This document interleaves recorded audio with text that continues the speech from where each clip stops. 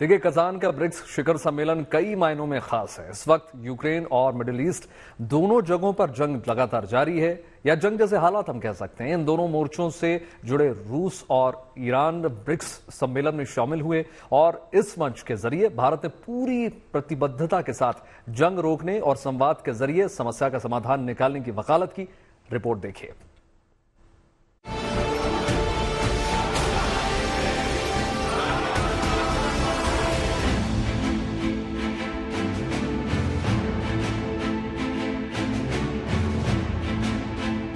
मंच ब्रिक्स का है।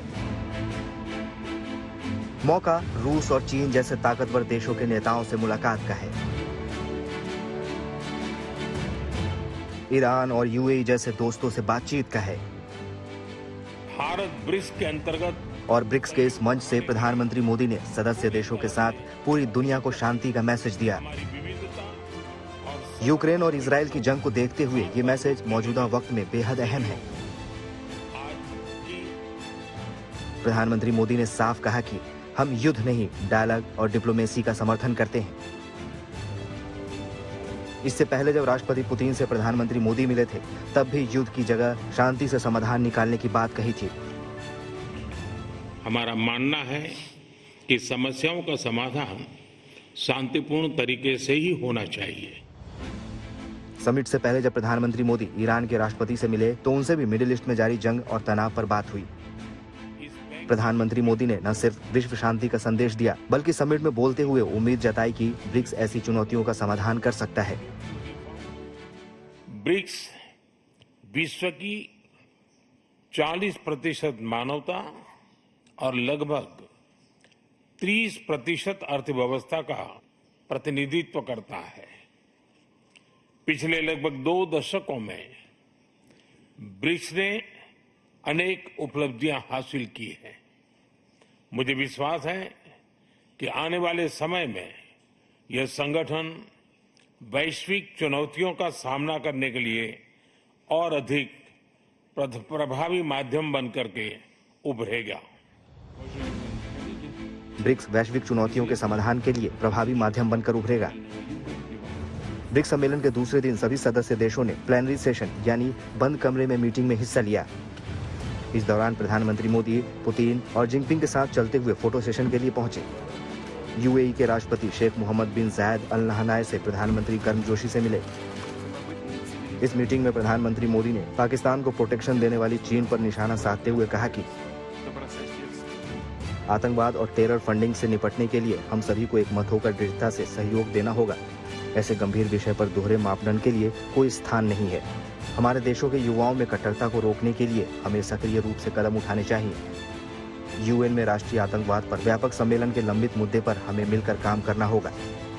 प्रधानमंत्री नरेंद्र मोदी ने जो कहा वो बेहद महत्वपूर्ण है और कई मायनों में एक ही तीर से कई निशाने उन्होंने एक साथ साधे हैं। एक तरफ चीन जो लगातार पाकिस्तान प्रायोजित आतंकवाद का साथ दे रहा है, न केवल बायलैटरल या द्विपक्षीय स्तर पर बल्कि यूनाइटेड नेशंस जैसी जगह पर भी कभी हाफिज सईद तो कभी मसूद अजहर तो कभी और पाकिस्तान के लश्कर-ए-तैयबा और जैश-ए-मोहम्मद के आतंकवादियों को चीन वीटो कर देता है, उनके खिलाफ प्रतिबंध या सैंक्शंस को। तो एक तीर तो चीन की तरफ था, दूसरा तीर और वो भी रूस के कजान से, दूसरा तीर पश्चिमी देशों के दोहरे मापदंड पर कनाडा जिस तरह खालिस्तानी आतंकवादियों को पनाह देता है, अमेरिका के सैन फ्रांसिस्को में भारत के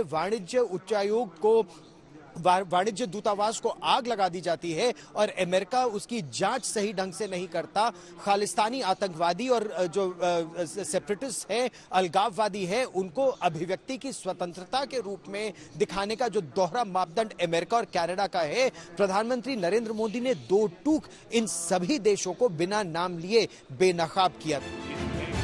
ब्रिक्स सम्मेलन में मुद्दे तो कई हैं, मगर मोटे तौर पर बातचीत के केंद्र में यूक्रेन और मिडिल ईस्ट की जंग है। प्रधानमंत्री मोदी ने कुछ देशों की दादागिरी पर चोट करते हुए साफ कहा कि आज मल्टीपोलर वर्ल्ड की जरूरत है और भारत मानवता पर भरोसा करता है।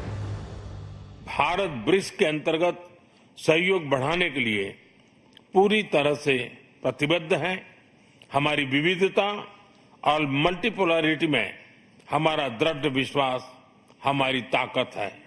हमारी यही ताकत और मानवता में साझा विश्वास हमारी भावी पीढ़ी के समृद्ध और सशक्त भविष्य को सार्थक रूप देने में सहयोग होगा। विश्व शांति के साथ भारत ने ग्रीन एनर्जी और आर्थिक विकास के मामले पर भारत की उपलब्धियों पर बात की।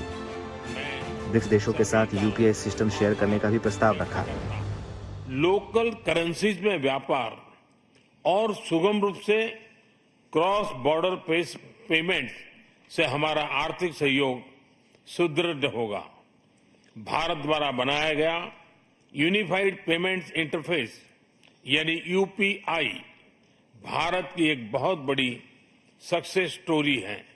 इसे कई देशों में अपनाया गया है। पिछले वर्ष हिज हाइनेस शेख मोहम्मद के साथ मिलकर हमने इसे यूएई में भी लॉन्च किया। अन्य ब्रिक्स देशों के साथ भी इसमें सहयोग किया जा सकता है। प्रधानमंत्री मोदी ने ब्रिक्स को एक समावेशी मंच बताते हुए उम्मीद जताई कि ये दुनिया में सकारात्मक भूमिका निभा सकता है। रूस के कजान से गौरव सावंत के साथ bureau report, good news today. हमारे संवाददाता गौरव सावंत हमारे साथ लगातार जुड़े हुए हैं। ब्रिक्स सम्मेलन में प्रधानमंत्री नरेंद्र मोदी ने जिस तरह युद्ध और शांति पर खुलकर अपनी बात रखी, उसका क्या असर हो सकता है गौरव? और इस लिहाज से अगर हम देखें ब्रिक्स सम्मेलन को कितनी बड़ी उपलब्धि इसको माना जाए?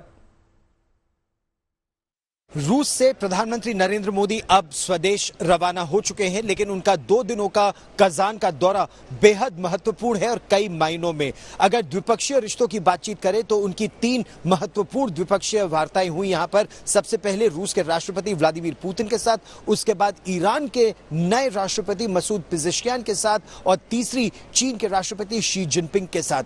अगर ईरान के राष्ट्रपति के साथ वार्ता की चर्चा करें तो ईरान में नए राष्ट्रपति अभी अभी आए हैं और वो प्रधानमंत्री नरेंद्र मोदी से मिलने आए। उन्होंने प्रधानमंत्री नरेंद्र मोदी को धन्यवाद भी बोला, क्योंकि प्रधानमंत्री नरेंद्र मोदी और भारत की मदद से ही ईरान अब ब्रिक्स का सदस्य बना है, पहली बात।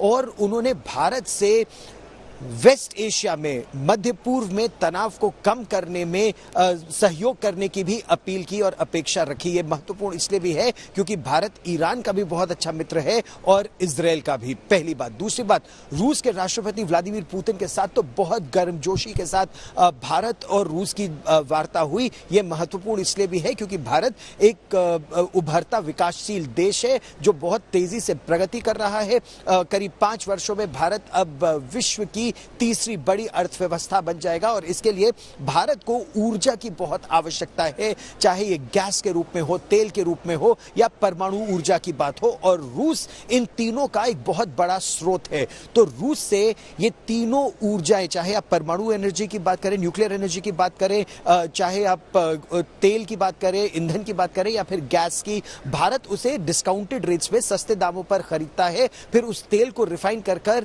उसे विश्व के और देशों को फिर से बेचता है और इससे भारत को भी लाभ होता है, रूस को भी इससे लाभ होता है और विकासशील देशों को, ग्लोबल साउथ को भी इसका लाभ मिलता है। न केवल ईंधन बल्कि उर्वरक की भी अगर बात करें तो न केवल भारत बल्कि विकासशील देशों को उर्वरक, फर्टिलाइजर्स बहुत सस्ते दामों पर और प्रचुर मात्रा में रूस से मिल जाते हैं। लेकिन जो सबसे महत्वपूर्ण एक तरह से कहा जाए द्विपक्षीय वार्ता रही, वो प्रधानमंत्री के स्वदेश लौटने से पहले चीन के राष्ट्रपति शी जिनपिंग के साथ थी और इसमें दोनों ही देशों ने सहमति जताई कि कैसे दोनों देश अपने रिश्ते सुधार सकते हैं।